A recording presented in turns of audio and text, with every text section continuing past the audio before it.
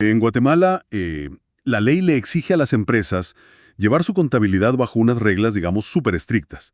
El único detalle es que resulta inconstitucional que alguien te diga cuáles son exactamente esas reglas.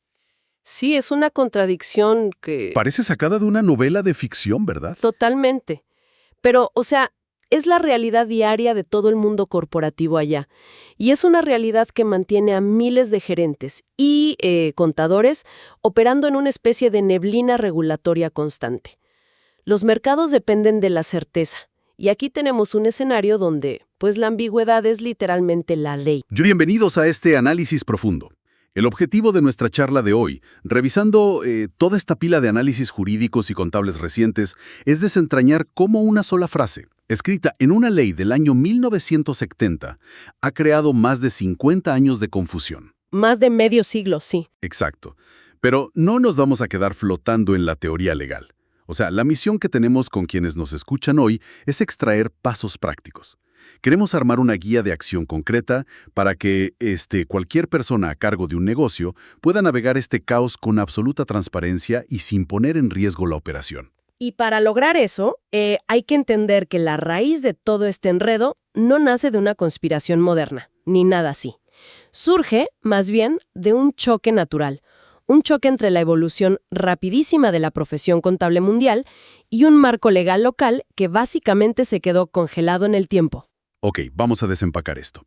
Es como si que invitaran a jugar un deporte, digamos, y el árbitro te dice que sigas las reglas generalmente aceptadas. Ajá. Pero resulta que nadie ha publicado el manual oficial, y cada jugador en la cancha tiene un libro de reglas distinto.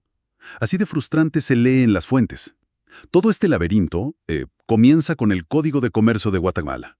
Promulgado en 1970, sí. Exacto, 1970. Específicamente, hay que mirar el famoso artículo 368. Tengo entendido que este artículo establece 2 mandatos innegociables para cualquier comerciante. El primero es que la contabilidad debe llevarse por el sistema de partida doble. Que curiosamente, ese primer mandato es el que menos problemas da. O sea, la partida doble es un principio universal. La historia nos dice que fue formalizado por el fraile y matemático italiano Luca Pacioli, allá por el siglo XV. ¿Siglo XV? ¡Wow! Sí, es antiquísimo. Es la mecánica básica de que a todo cargo le corresponde un abono. O sea, si entra dinero a la caja, tiene que salir de alguna cuenta de ingresos o pasivos. Hasta ahí, pues, el código de 1970 era súper claro y se apoyaba en una base milenaria irrefutable. Pero claro, el conflicto estalla con la segunda exigencia de ese mismo artículo. El código dicta que además de la partida doble, la contabilidad debe seguir los principios de contabilidad generalmente aceptados. Y uno lee eso hoy, y pues se pregunta, en 1970, ¿qué significaba esa frase exactamente? Ese es el vacío legal que originó todo el problema. En esa época, la frase generalmente aceptados abría la puerta a muchísimas interpretaciones. Claro. Alrededor de 1965, la Asociación Americana de Contadores Públicos había emitido un compendio de 15 principios básicos. Eran directrices útiles pero súper amplias. Cosas como el principio de prudencia o el de entidad. Ya. Entonces, cuando los legisladores guatemaltecos redactan el código en el 70, implícitamente parecen estar haciendo un guiño a esos 15 principios que dominaban la práctica en el hemisferio en ese momento. El problema es que el comercio global pues no se estanca. Las empresas empezaron a emitir acciones complejas, a tener subsidiarias en varios países, derivados financieros. O sea, esos 15 principios se quedaron cortísimos, rapidísimo. Precisamente. Y esta ambigüedad forzó a la profesión a intentar poner orden por su cuenta. Si revisamos las fuentes, entre los años 1984 y 1991, vemos que el Instituto Guatemalteco de Contadores Públicos y Auditores, el IGCPA, interviene emitiendo 44 pronunciamientos contables. 44. Sí, fue un intento súper loable de crear una guía robusta, muy influenciada por las normas de Estados Unidos. Pero claro, al llegar el año 2001, la globalización ya era imparable. el propio instituto se da cuenta de que no pueden mantener reglas aisladas y anuncia que los principios aceptados ahora deben ser las normas internacionales de contabilidad, las NIC. Y el juego de la silla musical continuó, porque las fuentes indican que en 2007 entra en escena un nuevo actor, el Colegio de Contadores Públicos y Auditores, y ellos llegan, derogan lo anterior y dictaminan que la obligación ahora es usar las NIF, las normas internacionales de información financiera. Sí, y ese constante cambio de reglas por parte de gremios profesionales, pues fue la gota que derramó el vaso para muchas empresas. Imagínate tener que reestructurar todos tus sistemas informáticos, capacitar a todo tu personal financiero cada vez que una entidad privada decida actualizar el estándar. Lo que nos lleva al clímax legal de toda esta historia. Porque leía en las fuentes sobre unos casos judiciales súper específicos y reveladores. Casos que ocurrieron entre 2009 y 2011, que involucraron a la empresa eléctrica de Guatemala y a la Comisión Nacional de Energía Eléctrica. ¿Qué fue lo que pasó exactamente ahí? Lo fascinante aquí es que ese enfrentamiento es clave para entender dónde estamos parados hoy. La Comisión Nacional de Energía Eléctrica, que es un ente regulador del Estado, emitió una resolución administrativa exigiendo que todas las empresas generadoras y distribuidoras presentaran sus estados financieros obligatoriamente bajo las NIF. O sea, obligados por decreto administrativo. Exacto. Pero la empresa eléctrica no aceptó esta imposición y llevó el caso hasta la Corte de Constitucionalidad. Argumentaban que esta exigencia violaba el principio de legalidad y la libertad de comercio e industria consagrados en la Constitución de la República. Y la Corte les dio la razón, ¿no? Dictaminó que un regulador no puede, digamos, inventarse exigencias que la ley del Congreso no contempla. Así es, el fallo de la Corte es básicamente una defensa técnica de la jerarquía legal. La lógica jurídica es esta: la Constitución es suprema. Debajo de ella está el Código de Comercio de 1970, que fue emitido por el Congreso, y ya muy por debajo están los reglamentos administrativos de una comisión o las resoluciones de un colegio profesional. Claro, hay niveles. Exacto. La Corte determinó que como el Código de Comercio solo pide principios generalmente aceptados, pero nunca nombra a las NIF explícitamente, pues ninguna autoridad inferior puede imponerlas a la fuerza. O sea, protegieron la libertad de elección del comerciante. Sí, la protegieron al punto de establecer que es el propio comerciante, amparado en su autonomía, quien identifica cuáles son esos principios. Imponerlos desde una oficina del gobierno o un colegio privado desvirtúa la naturaleza misma de que sean aceptados libremente por el mercado. Yo aplaudo la protección a la libertad empresarial y la defensa de la Constitución. Me parece genial. Pero espera, eso suena a una locura técnica. O sea, si nadie te puede obligar a usar las NIF y tú mismo puedes elegir tus principios, ¿qué impide que el mercado sea un caos absoluto? Me generó una duda enorme. Ante este vacío, ¿qué reglas están usando realmente las empresas guatemaltecas hoy en día? Pues la realidad es que el mercado encontró su propio mecanismo de orden. Y es bastante irónico, la verdad. Como no hay un estándar financiero obligatorio, la inmensa mayoría de las empresas no regresaron a los 15 principios del año 65, ni adoptaron las NIF voluntariamente. Entonces, ¿qué hicieron? Optaron por usar bases puramente fiscales. En concreto, estructuran toda su contabilidad siguiendo los criterios de la Ley de Actualización Tributaria, súper enfocada en el impuesto sobre la renta, el ISR. Espera un momento. ¿Me estás diciendo que las empresas están usando un manual de recaudación de impuestos para medir su salud financiera real? Así es. Pero, ¿no distorsiona eso por completo la realidad operativa de la empresa? El propósito de la contabilidad siempre ha sido, pues, mostrar cómo le va el negocio, si gana o pierde. No solo ser un cálculo de cuánto le debes al fisco a fin de mes. Y el nivel de distorsión financiera es severo, no hay ninguna duda de ello. Pero si conectamos esto con el panorama general, hay que entender el motivo detrás de esta decisión corporativa. Es puro instinto de supervivencia. ¿Supervivencia? Sí. La legislación tributaria allá contiene una disposición implacable. Establece claramente que ningún costo o gasto es deducible de impuestos si no está registrado como tal en la contabilidad oficial y en los libros legales. Ah, claro.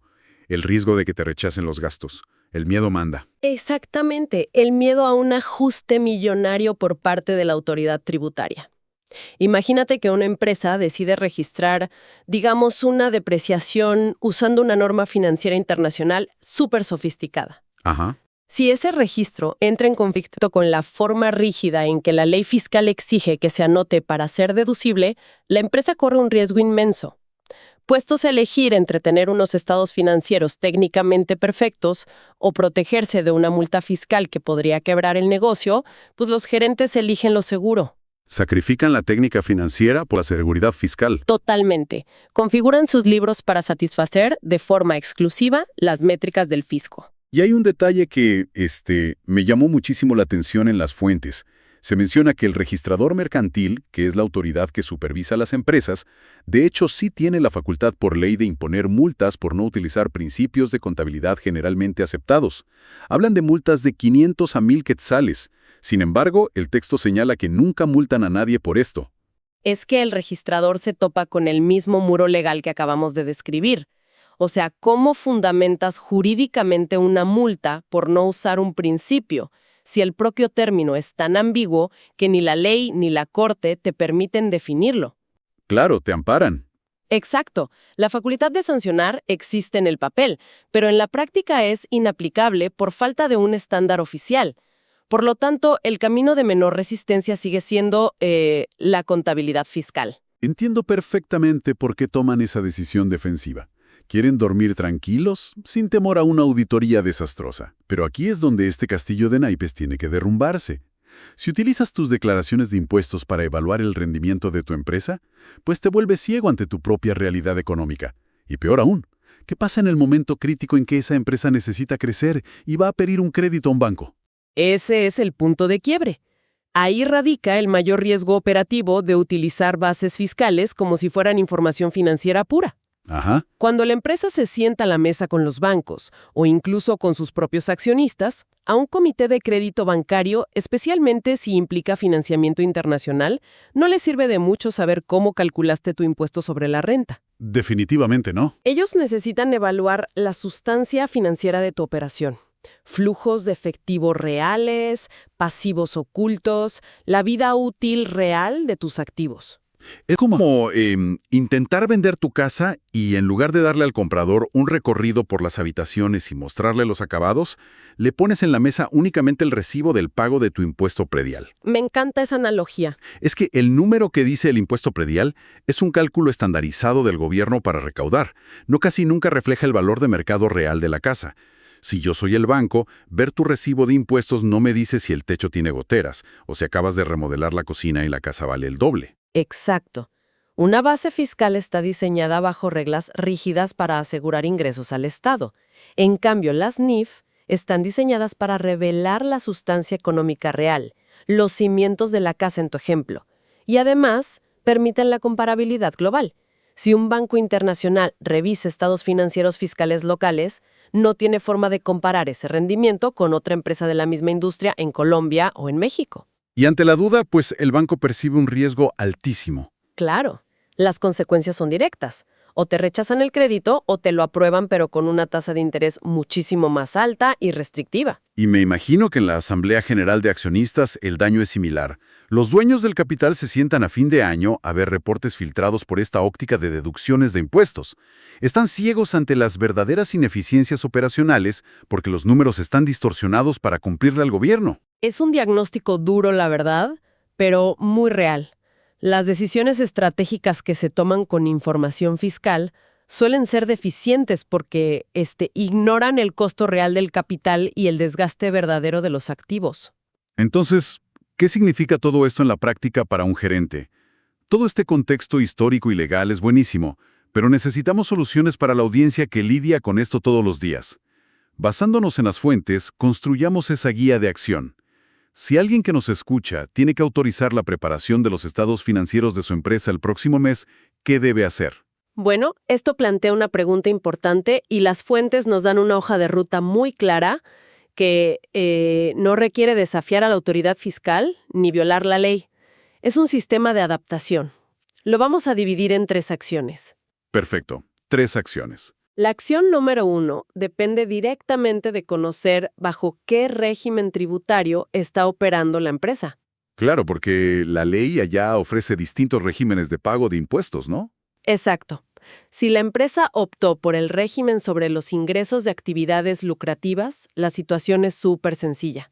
En este régimen, el impuesto se para aplicando un porcentaje directo sobre las ventas brutas.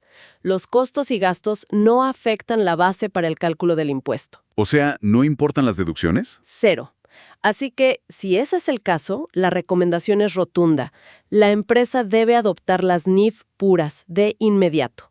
Al no depender de la deducibilidad de los gastos, no tiene ninguna necesidad técnica de amarrar sus registros a criterios fiscales. Tienen vía libre para usar los estándares globales. Eso simplifica el panorama para ese sector.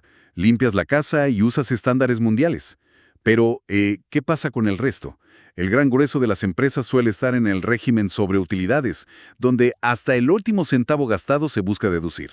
Ahí entramos a la acción número 2, que es el núcleo de la solución técnica, la conciliación estratégica, a través de lo que contablemente se conoce como la reexpresión de saldos. ¿Ok? ¿Cómo funciona eso? El proceso es este.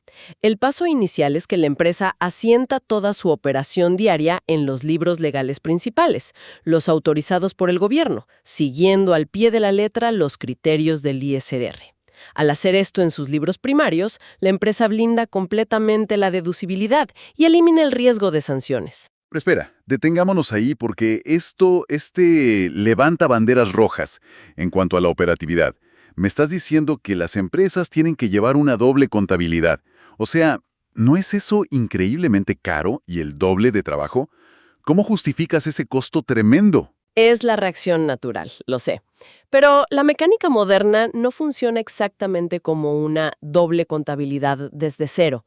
Funciona más bien como una capa de traducción técnica. Ah, ya veo. Aquí entra el segundo paso del método.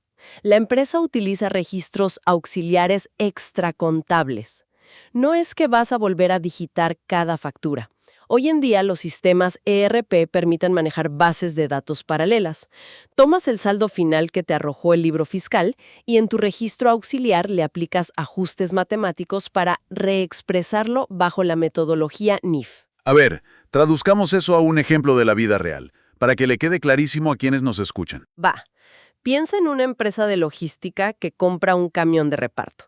La ley del ISR, de forma súper rígida, te obliga a depreciar ese vehículo en 5 años para que sea deducible. Ok, 5 años. Entonces, en tu libro legal fiscal, ese camión pierde su valor contable rapidísimo.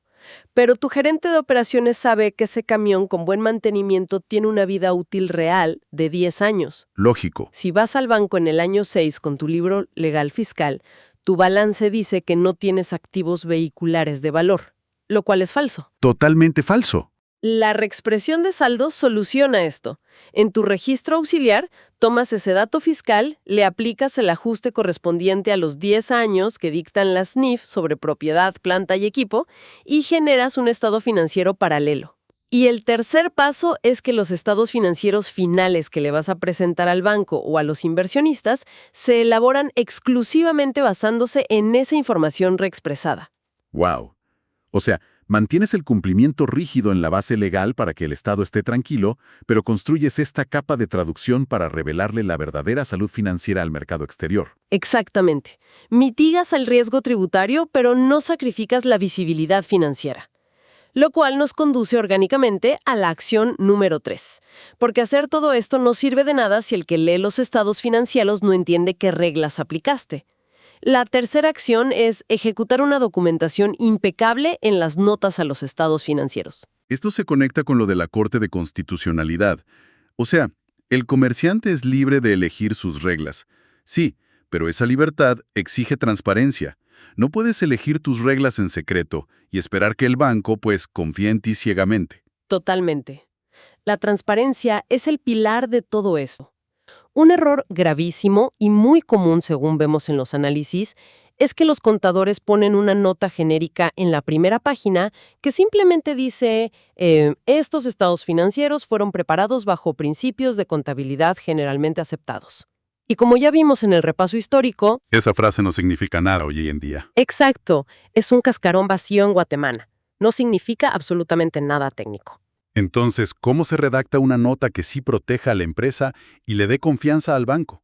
Danos un ejemplo de qué debería decir textualmente. El gerente y el auditor deben asegurar que la nota detalle explícitamente el marco exacto de referencia. Por ejemplo, si tras hacer la reexpresión utilizaron las normas internacionales para pequeñas y medianas entidades, la nota debe declarar: los presentes estados financieros han sido preparados sobre la base de las NIF para las pymes. Directo al grano. Sí, si decidieron apegarse a las normas completas, lo declaran.